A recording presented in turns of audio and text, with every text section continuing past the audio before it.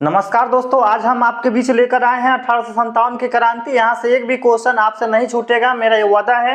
ये जितने भी इंपॉर्टेंट टॉपिक है, जितने भी इंपॉर्टेंट बात है, सभी को इंक्लूड करके इस वीडियो में लाए हैं, इसलिए अंत तक बने रहें इस वीडियो में। चलिए स्टार्ट करते हैं। 1857 का विद्रोह, इससे जितने भी रिलेटेड अच्छे पॉइंट है, चाहे वो आप बिहार पुलिस के लिए तैयारी कर रहे हो, बीपीएससी तैयारी 4.0 के लिए या एडी के लिए, सभी प्रश्न है यहीं से पूछा जाएगा यदि 1857 से क्रांति से अगर क्वेश्चन आया तो चलिए स्टार्ट करते हैं। यहाँ पर 1857 की क्रांति देखिए, यहाँ पर 1857 के विद्रोह के समय अगर पूछ दिया जाए आपसे कि 1857 के विद्रोह के समय इंग्लैंड के जो प्रधानमंत्री थे वह कौन थे, तो याद रखिएगा पामर्स्टन थे। कौन थे? पामर्स्टन। आपसे ये भी क्वेश्चन पूछ सकता है 1857 के विद्रोह के समय इंग्लैंड की महारानी कौन थी, तो कौन थी? विक्टोरिया थी। कौन थी? विक्टोरिया।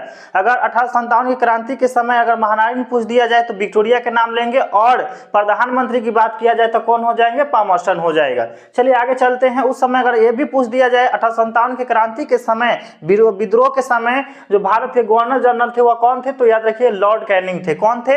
Lord Canning. इसके बाद देखते हैं 1857 के विद्रोह की योजना भारत के विठूर कानपुर में तैयार की गई, जिसमें नाना साहब और अजीम उल्ला खां थे। तो 1857 का जो विद्रोह की योजना जो है वह भारत के बिठूर कानपुर में तैयार की गई थी, जिसमें नाना साहब और कौन थे? अजीम उल्ला खां थे। इसके बाद अजीम उल्ला खां लंदन गए और वहां रह गए, भारतीय से भी समर्थन प्राप्त किया। कहने का मतलब है कि जो 1857 के विद्रोह जो हो रहा था, इसको जो तैयार कर रहे थे वो भारत के बिठूर कानपुर में तैयार किया जा रहा था। उस समय दो व्यक्ति थे, एक व्यक्ति थे नाना साहब और दूसरा कौन थे? अजीम उल्ला खां थे। लेकिन अजीम उल्ला खां जो है वह कहां चले गए, तो याद रखिए वो लंदन चल गए, और वहां गए तो वहां भी भारतीयों का उनको समर्थन मिल रहा था। चलिए 1857 के विद्रोह का प्रतीक क्या था? ये क्वेश्चन बहुत इंपॉर्टेंट है, पूछा जाता है कि 1857 के विद्रोह के समय जो प्रतीक था वह प्रतीक क्या था, तो याद रखिएगा वह प्रतीक जो था वह कमल का फूल और रोटी था। कमल का फूल और क्या था? रोटी था। 1857 की क्रांति के समय, विद्रोह के समय जो प्रतीक था लोगों को जन जन तक जाकर संदेश पहुंचाना, वह कौन क्या था, तो याद रखिएगा कमल का फूल और क्या था? रोटी था।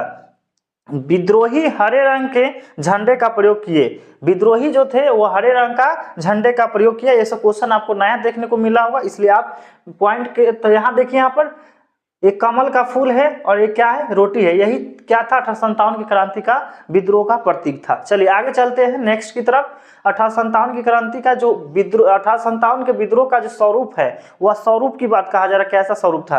तो अनेक ब्रिटिश इतिहासकार इस विद्रोह को सैनिक विद्रोह, मुस्लिम षड्यंत्र तथा धर्मांधों का ईसाइयों के विरुद्ध विद्रोह आदि मानते हैं। मतलब अनेकों लोग थे और अनेकों का अलग अलग अपना विचार था। किसी ने कहा कि जो था सैनिक विद्रोह था 1857 क्रांति, तो किसी ने बोला मुस्लिम षड्यंत्र था, और किसी ने बोला कि नहीं ये धर्मांधों का ईसाइयों के विरुद्ध विद्रोह था। कहने का मतलब अंग्रेज जो आया था वह ईसाई था, और ईसाई धर्म को जो थे सभी हिंदू मुस्लिम पर क्या करना था? थोपना चाह रहा था, ताकि सब लोग ये धर्म को अपना ले। तो सभी ने अपना अपना मत दिया। चलिए अधिकांश भारतीय इतिहासकार इसे भारत की स्वतंत्रता के लिए लड़ा गया प्रथम स्वतंत्रता संग्राम या राष्ट्रीय आंदोलन मानते। बहुत ऐसे व्यक्ति हैं जो बोला कि 1857 की क्रांति जो है वह क्या है? स्वतंत्रता संग्राम या राष्ट्रीय आंदोलन का प्रथम स्वतंत्र ये जो बोला गया है कि प्रथम स्वतंत्रता संग्राम या राष्ट्रीय आंदोलन माना है।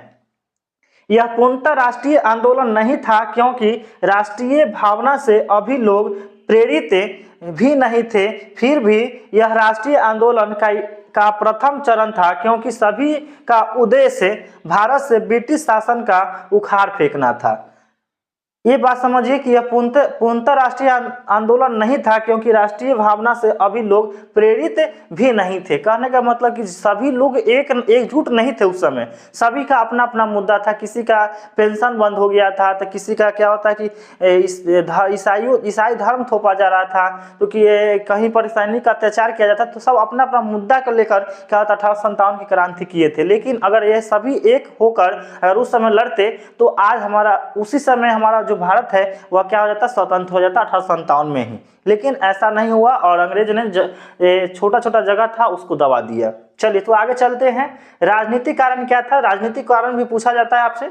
तो मुगल सम्राटों के अधिकारों का ह्रास, मुगल सम्राट था, जिस मुगल सम्राट उस समय जो थे जितने भी थे, अकबर, बाबर, जो बाबर तो बहुत पहले चले गए थे, उसके बाद जो भी औरंगजेब हो गए, ठीक है, और लास्ट जो अंतिम मुगल सम्राट जो थे बहादुर शाह जफर द्वितीय, वह थे। तो उन लोगों का क्या था, अधिकारों का ह्रास हो रहा था, अधिकार को छीन लिया गया था।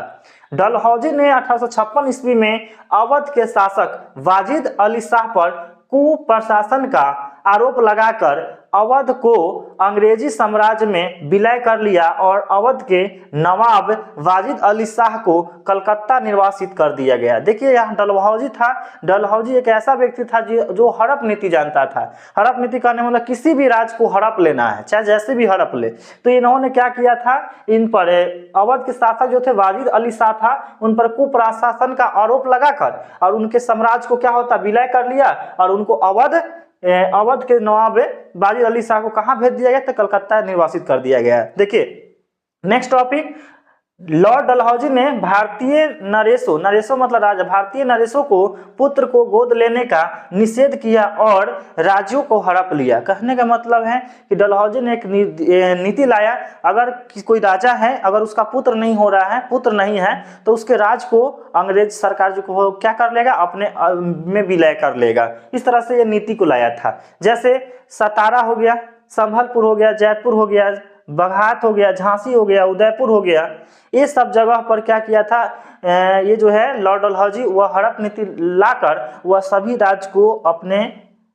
अपने जो अधिकार है उसमें विलय कर लिया। नाना साहब की पेंशन बंद कराना, तो नाना साहब जो थे, जो इनका बचपन का ढोरूपन था, आगे हम देखेंगे, ये नाना साहब का पेंशन भी बंद कर दिया था। चलिए, तो ये राजनीतिक कारण थे। अब हम लोग देखते हैं आर्थिक कारण क्या था। तो यहाँ अंग्रेजों की भू राजस्व नीति के कारण लोगों का अत्यधिक शोषण हुआ और इनकी आर्थिक नीतियों के कारण अकाल और महामारी पैदा हुई, जिससे सर्वाधिक संख्या में लोगों की मृत्यु हो गई। एक ये कारण था, आर्थिक कारण क्या था कि अंग्रेज जो था भू राजस्व नीति के कारण लोगों का अत्यधिक शोषण किया। जैसे भू राजस्व हो गया, कोई क्या बोलते हैं कि गेहूं उगा रहे हैं, चावल उगा रहे हैं, तो उस सबको क्या होता, छीन कर कृषि को ले जाता था अपने यहाँ भूखमरी में मरने देता था, इससे कोई मतलब नहीं था। ये सब कारण था आर्थिक उनके पास कुछ जो भी सोना चांदी जो था वो सब छीन छान के अंग्रेज क्या हो गया कि ले गए। तो आर्थिक नीति था, उनके पास कुछ बचा नहीं, जिस कारण से किसानों को, यहाँ गरीब व्यक्तियों को क्या होता है कि मरना पड़ा, तो ये मृत्यु हो गई। जिस कारण से क्या होता है, ये आर्थिक कारण था, ये 1857 का क्रांति, ये कुछ का है। अब है सामाजिक एवं धार्मिक कारण क्या था। तो अंग्रेज भारतीयों का बहुत अपमान करते थे, वे भारतीयों को नस्ली गाली देते थे। कहने का मतलब है कि अंग्रेज जो था वह सामाजिक एवं धार्मिक कारण क्या था कि नस्ल के आधार पर उनमें भेदभाव करता कि तुम काला है, हम लोग अच्छे हैं, उजला है, इस तरह से बोला जाता था और उसको गाली उली देता था। ये भी कारण था। एक अंग्रेज अधिकारी एडवर्ड के अनुसार हमारा भारत में अधिकार करने का उद्देश्य लोगों को ईसाई बनाया था।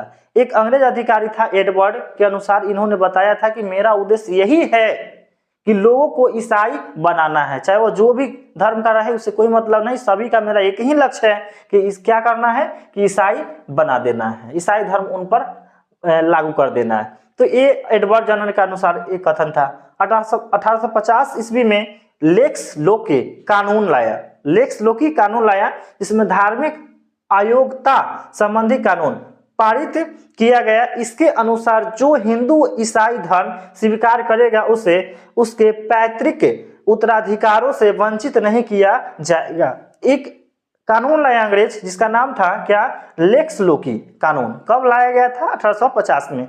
ये ऐसा कानून था जिसमें अगर आपका जमीन है दादा के परदादा का, चाहे अपने पिता का, चाहे जिसका भी हो, अपने रिलेशन का बैक का, तो वह सभी आपका रहेगा यदि आप ईसाई धर्म को अपनाते हैं तो ये धर्म